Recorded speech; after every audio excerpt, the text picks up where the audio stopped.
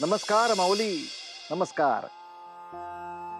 आपल्या आयुष्यात आपल्याला भगवंत एक संधी अशी देतो की ती संधी ओळखून आपण जर पुढे चाललो तर आयुष्य सोन्याहून पिवळं होतं.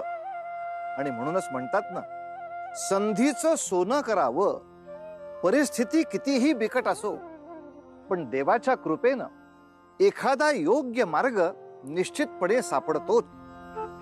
आणि तशीच काहीशी परिस्थिती या सुकीर्तच्या बाबतीत झाली आहे हे आपण पाहतो आहोत. त्याला चुकांची जाणीव झाली, शिक्षा मिळाली. पण माऊली, सुकीर्तला पुढे जाण्यासाठी एखादी संधी चालून येईल का?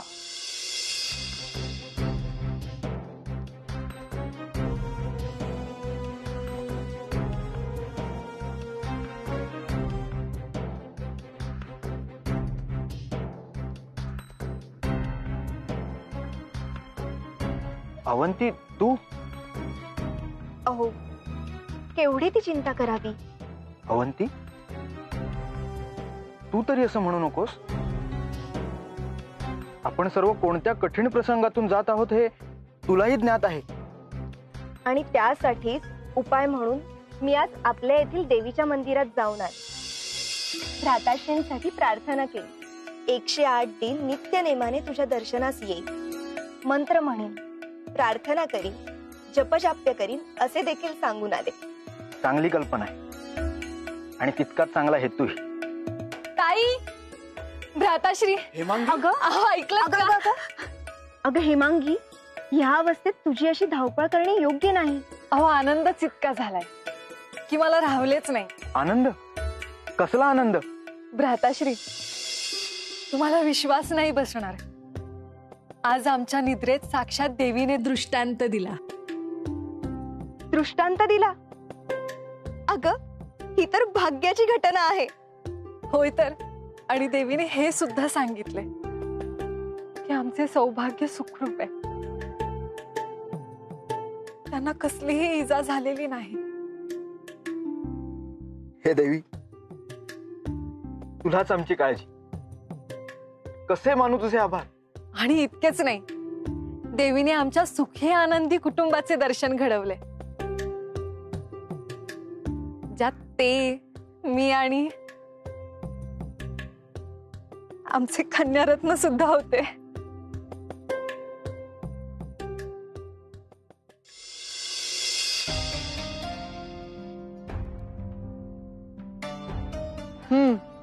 हे वैद्य बुवाने लेप लावाय सांगितलं.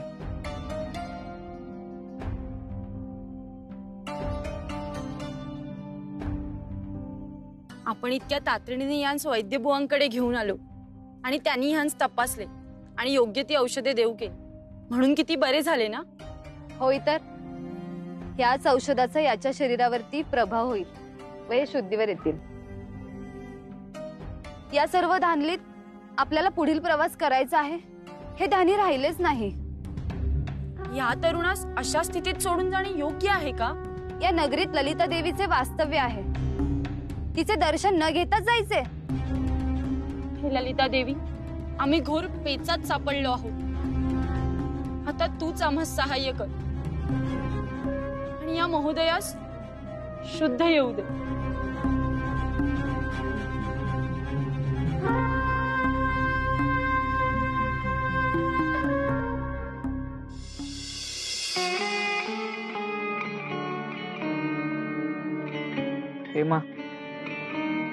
हेमांगी,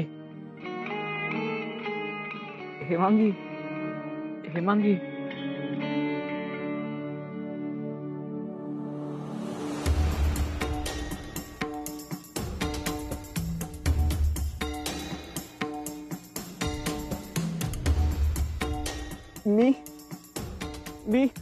मी येथे कसा आलो? आणि आपण या वनात निपचित पडलेल्या अवस्थेत आढळला होता. आम्ही दोघींनी आपणास पाहिले व येथील वैद्यबुवांना सांगितले. त्यांनी काही औषधे दिली आहेत, ती आपण नेमाने घ्या. परंतु आपण मला येथे का आणले आहे? म्हणजे आपला काहीच परिचय नसताना मनुष्यच मनुष्याच्या सहाय्यास नाही येणार तर आणखी कोण येणार? आपण गरजू आहात चांगल्या घरातले चारित्र्यवान आहात, तेव्हा आपल्यावर ओढवलेले संकट दूर करण्याचा आमचा एक साधा प्रयत्न होता. आता आम्ही येतो. आमचा प्रवास अद्याप संपलेला नाही. नाही देवीनो, तुमच्यामुळेच मला जीवनदान मिळाले आहे आणि आपणास मी यथेचित धन्यवाद देखील देऊ शकलो नाही. अहो, धन्यवाद कसले?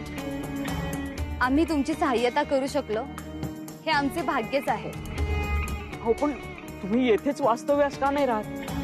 म्हणजे धर्मशाळा वगैरे? ते शक्य नाही. आम्ही गणिका आहोत आणि या नगराचा राजा उपांग याचा असा दंडकच आहे. गणिका येथे वास्तव्य करू शकत नाही आणि तसे केल्यास त्यांना दंड होईल. परंतु तुम्ही येथे निश्चित राहू शकता. येथून पुढे ललिता देवीचे मंदिर आहे, धर्मशाळाही आहे. आपली तेथे योग्य ती सोय होईल. खरं तर आपणच मला देवीसारखे आहात. काही परिचय नसताना आपण मला सहाय्यता केली, मृत्यूच्या दारातून खेचून आणले. मी आपला आजन्म उपकृत राहील. महोदय, आभार आमचे नाही, ललिता देवीचे माना. या काही मोहऱ्या आहेत, आपल्याला आवश्यकता भासेल. येतो आम्ही.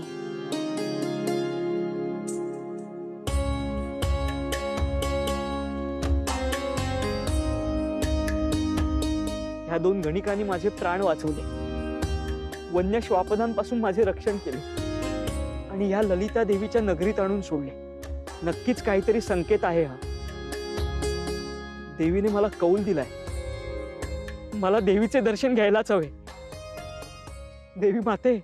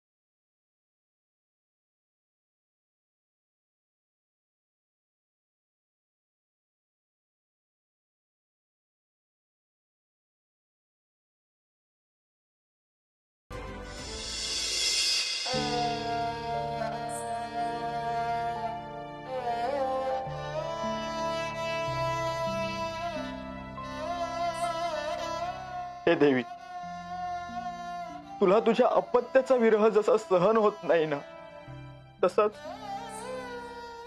हा मला बंधू विरह आता सहन होत नाही. तो चुकला असेल, त्याच्या हातून काही चुकीचे वर्तन घडले असेल तर त्याची शिक्षा तू मला कर माते. परंतु माते माझी एकच विनंती आहे. माझ्या भाग्यात थोडे जरी पुण्य शिल्लक असेल तर ते माझ्या बंधूच्या पदरी जावं. माते,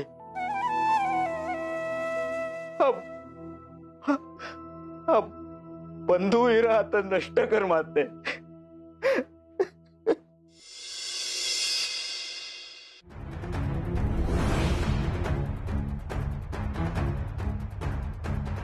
सुकीर, उठ बाळा.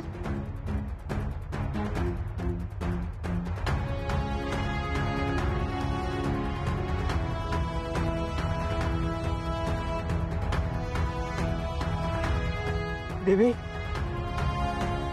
देवी माते, मी स्वतःला भाग्यवान समजतो की साक्षात ललिता देवीने मला दर्शन दिले.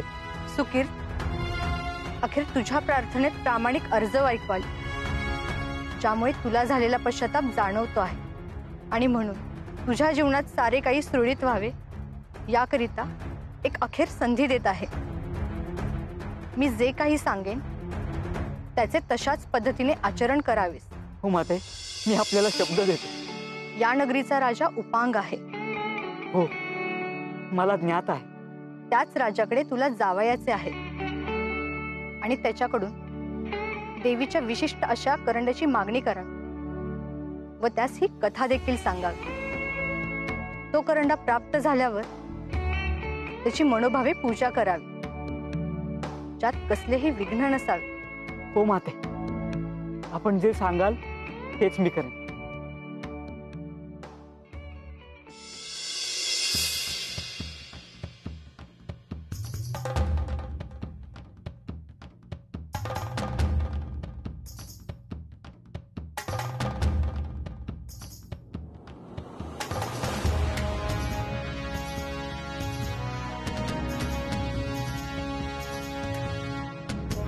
देवी माते,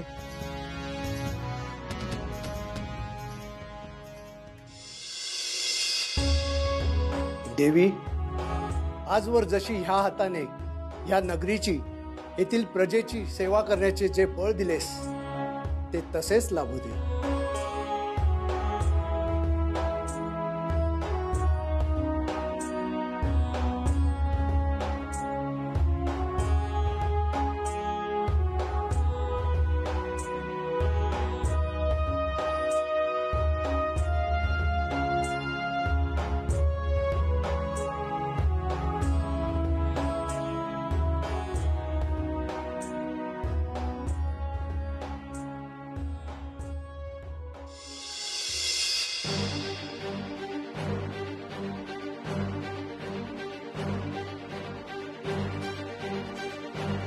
महाराज, महाराज, महाराज, महाराज, आपल्याशी मला संवाद साधायचा आहे. एक मागणी आहे महाराज, अत्यंत महत्वाचं कार्य आहे. आपल्याला भेटणं आवश्यक आहे महाराज. थांबा, त्यास येऊ द्या.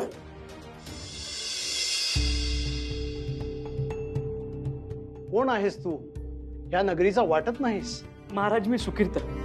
महाराज, आपण आपल्या प्रजेची काळजी घेता, त्यांना जे जे हवे आहे ते पुरवता असे समजले. होय, परंतु तुला काय हवे आहे?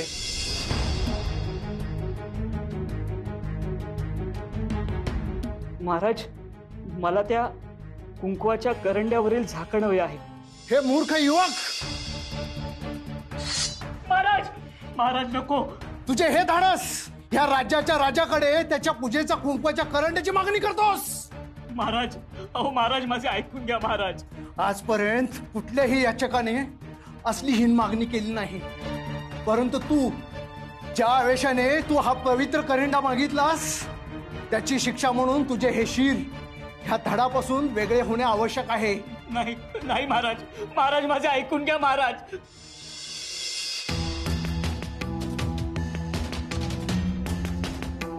भाग्यवान आहेस तू, या पवित्र मंदिराच्या ठिकाणी तू अशी मागणी केलीस.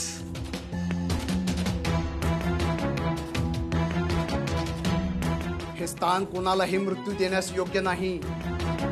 महाराज, महाराज, आपले हे ऋण मी कधीच विसरणार नाही महाराज. महाराज, परंतु हा करंडा, हे झाकण, हे मी स्वतः मागितले नाही. साक्षात देवीने माझ्या स्वप्नात येऊन दृष्टांत दिला. तू महाराजांकडे ते झाकण माग आणि त्याची मनोभावे पूजा कर, त्याची सेवा कर.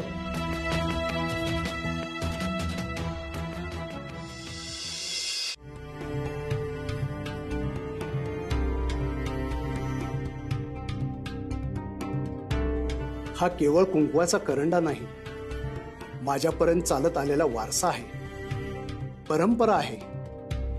त्याची आम्ही जपणूक केली आहे. तुझ्या कथेवर विश्वास ठेवून देवीची इच्छा म्हणून आम्ही एक निर्णय घेत आहोत. आता तुझे हे दायित्व वारसा जपण्याचे.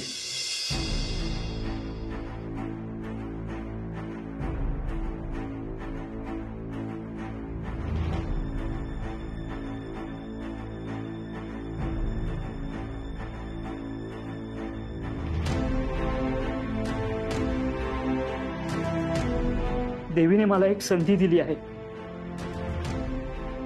माझे पातक धुवून टाकण्याची, तिची सेवा करण्याची. आणि ही संधी मी माझ्या हातून सोडून देणार नाही. तिच्या आशीर्वादाची हेळसांड होऊ देणार नाही. माझ्यावर विश्वास ठेवा महाराज. माझा तुझ्यावर विश्वास आहे आणि ही साक्षात देवीने दिलेली आज्ञाच आहे असे मी मानतो. येतो महाराज. आम्ही गणिका आहोत आणि या नगराचा राजा उपांग याचा असा दंडकच आहे.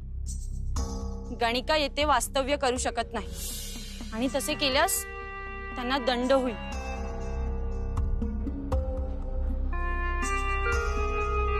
महाराज, एक विनंती आहे. आपण महाराज आहात, मी सामान्य प्रजाजन आहे आणि आपण दोघे ह्या एकाच देवीचे उपासक आहोत. तुला नेमके काय सुचवायचे आहे? देवीसाठी सर्व मनुष्य एक समान आहे. कोणी मोठं नाही, कोणी लहान नाही, कोणी राजा नाही, कोणी रंक नाही. मग तिचे आशीर्वाद, तिचे दर्शन घेण्याचा अधिकार सर्वांनाच प्राप्त असायला हवा ना. ह्या नगरीमध्ये अशीही काही प्रजा आहे ज्यांना देवीचे दर्शन करण्यास मज्जाव आहे. हा एक प्रकारे त्यांच्या भक्तीवर अन्याय नाही का? सर्वांना दर्शनाचा लाभ मिळायला हवा महाराज, हीच एक विनंती आहे. आम्हास कळत आहे की तुला काय सूचित करायचं आहे. तुझा प्रस्ताव मला मान्य आहे. धन्यवाद, धन्यवाद महाराज. मी तुला पुन्हा हे सांगू इच्छितो की ह्या झाकणाच्या पूजेत कधीही खंड पडता कामा नाही. अन्यथा नाही महाराज, असे कदापि होणार नाही. मी उठणार नाही, मातणार नाही, घेतला वसा टाकणार नाही. माऊली, आपण कितीही म्हणत असलो की आपलं वर्तन, आचरण, सगळी कर्म ही निस्वार्थ असावीत, लालसे विना असावीत, तरी देखील हे सहजपणे शक्य नसतं. आपलं मन नेहमीच कुठल्या तरी ऐहिक गोष्टीमध्ये अडकून पडलेलं असतं. मग ती रक्ताच्या नात्याची माणसं असोत, नाहीतर धनदौलत असो. आपण मनापासून या सगळ्या गोष्टीचा जेव्हा त्याग करू तेव्हा मोक्षाचा मार्ग सापडतो. पण ही गोष्ट करणं सर्वांना शक्य होईल काय?